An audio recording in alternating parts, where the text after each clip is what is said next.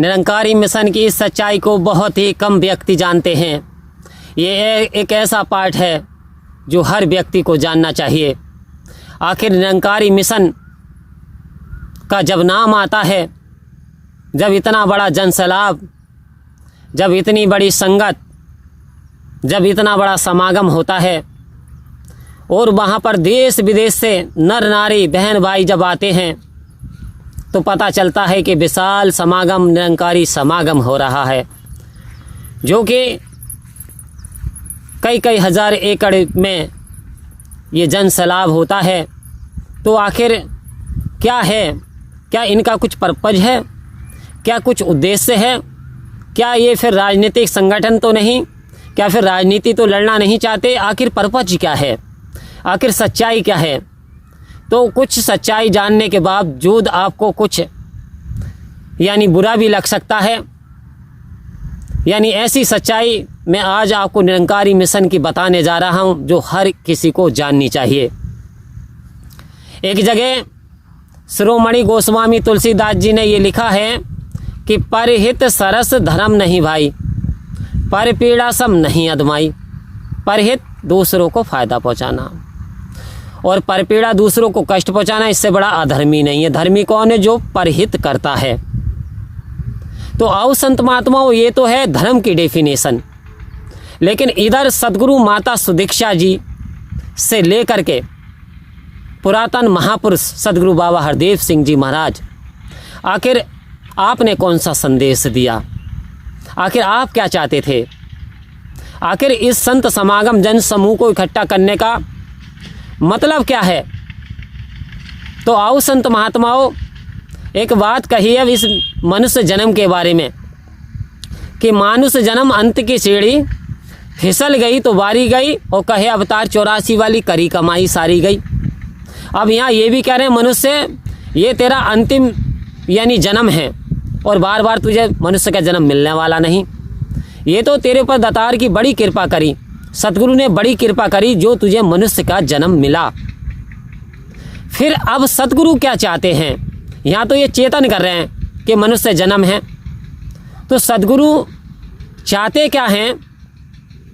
एक स्पष्ट रूप से महात्मा जब सत्संग होता तो एक आवाज़ लगती है, आओ रब के दर्शन कर लो, आओ रब के दर्शन कर लो, कह दो सब इंसानों से सतगुरु मानव बना रहा है मौसम जैसे शैतानों के। आओ संत महात्माओं, आज निरंकारी मिशन डंके की चोट पे ये आवाज़ बुलंद करता चला जा रहा है, आओ इस निरंकार पारब्रह्म परमात्मा के दर्शन कर लो, प्रसन्न कर लो, इसका एहसास कर लो, इसकी जानकारी कर लो। कह रहे हैं क्या ये सच है? क्या ये बात सच्चाई है?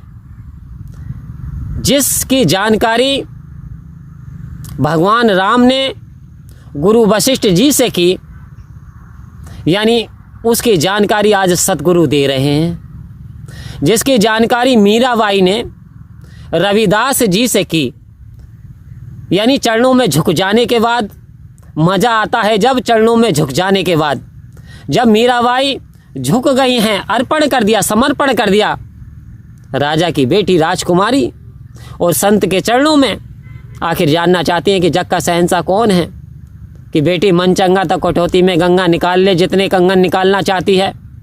और जैसे हाथ डालती हैं तो अनगिनत कंगन दिखाई देते हैं, क्योंकि रविदास की लाइन परमपिता परमात्मा से लगी हुई है। तो कहते मन पवित्र है, मन में यदि ये प्रीतम बसा हुआ है तो जो बोल दिया सो हो जाएगा। कहती हैं फिर मेरा बाप राजा, कह रहे तेरा बाप नकली राजा, इस संसार का राजा, लेकिन ये तो त्रिलोकीनाथ हुआ करता है, जो ब्रह्म ज्ञान जिसके हिस्से में आ जाता है।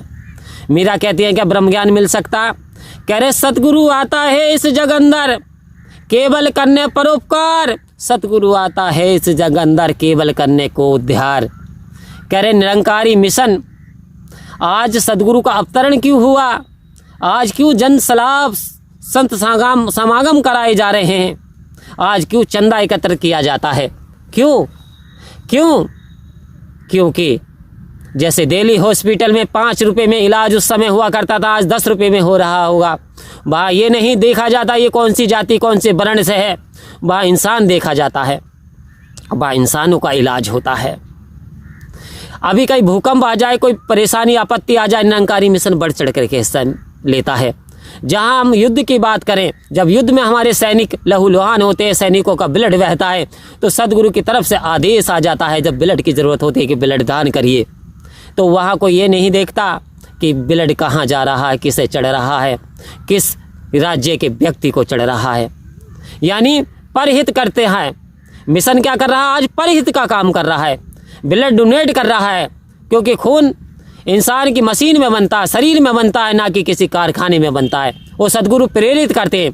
जब जब देश को आवश्यकता पड़ती है, संत महात्मा बढ़ चढ़ करके हिस्सा लेते हैं, चाहे बाढ़ आपदा ही क्यों ना हो, हर कहीं संत महात्माओं ने बढ़ चढ़ करके हिस्सा लिया।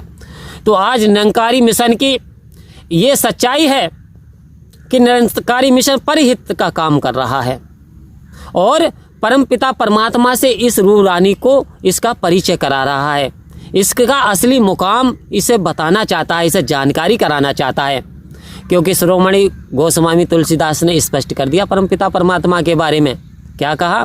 निकट हो तो सूझत नहीं, निकट हो तो सूझत नहीं, दर दर गए ऐसी जिंद, तुलसी इस संसार को रे भयो मोतिया बिंद। कह रहे सारे संसार को मोतिया बिंद का पानी हो गया, दिखाई नहीं देता। परमात्मा तो यानी निकट है, पास है, लेकिन ये दूरी हमारी सतगुरु ने मिटा दी।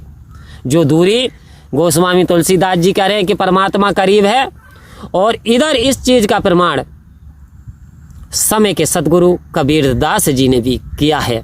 क्या किया है? कि पानी बिच मीन प्यासी मोहे सुन सुन आवे हंसी। कोई व्यक्ति ये कहे पानी के अंदर मीन यदि प्यासी है तो फिर तो हंसी आती है। कोई कहे कि परमात्मा में रहते हुए ये जीवात्मा प्यासी रह गई, तो वास्तव में हंसने के अतिरिक्त कुछ नहीं है। आओ संत महात्माओं, क्योंकि ये परमात्मा कण कण में व्याप्त है, ऐसी कोई जगह नहीं। जिधर देखता हूँ उधर तू ही तू है, हर समय में जलवा तेरा हू बहू है। तो आओ संत महात्माओं, आज एक ये भी सच्चाई है, निरंकारी मिशन ना तो जात देखता, ना किसी से धर्म पूछता है, ना किसी से संप्रदाय पूछता है, ना किसी से भाई साहब भाषा पूछता है। पूछता क्या है? पूछता क्या है कि पूछता है कि आप इंसान हो, डॉक्टर हो, इंजीनियर हो, वकील हो, जज हो, लेकिन सबसे पहले इंसान हो। कह रहे मनुष्य मनुष्य भव, ये इंसान तुझ में इंसानियत वाली बातें आ जाएं, गुण आ जाएं। सतगुरु आज यही चाहता है कि भाई निरंकारी मिशन की आखिर ये सच्चाई है कि निरंकारी मिशन आखिर क्या चाहता है? देश में अमन व सुकून चाहता है, रहे हिंदू मुस्लिम सिख व ईसाई मिलकर के, बस यही चाहता है। यानी मानुष मानुष का बने सहारा, तो ये जीवन बने प्यारा। आहु संत महात्माओं, सतगुरु का साफ साफ स्पष्ट संदेश कि इंसानियत से बढ़ के कोई धर्म नहीं होता। बल्कि अगर संसार की तरफ जाएं, देखें तो क्या हो रहा है कि घर में मेरे आग लगी, कुछ माल बचा था जलने से, वो भी उठा के ले गए जो आग बुझाने आए थे। आज संसार की हालत तो ऐसी हो गई, जिसको आपको सहारा लगेगा ना, वही धोखा दे करके भाग जाएगा। यानी क्या हो गया इन रिश्तों को? इंसान कितना लालची हो गया। ये किसी के घर में आग लगी हुई है और कोई माल बटोरने पे लगा है, तो शायर ने लिख दिया घर में मेरे आग लगी, कुछ माल बचा था जलने से, अरे वो भी उठा के ले गए जो आग बुझाने आए थे। संसार से ज़्यादा लगाव रखोगे तो यही हाल होगा, लेकिन बट यदि परमात्मा से ज़्यादा लगाव रखोगे, परमात्मा की भक्ति करोगे, विनती प्रार्थना करोगे, तो वास्तव में इस धोखे से भी बच जाओगे। स्पष्ट रूप से सदगुरु ने चेतन कर दिया और सचेत कर दिया कि अभी जागने की बारी है, अब नहीं जागे तो कभी नहीं जागे।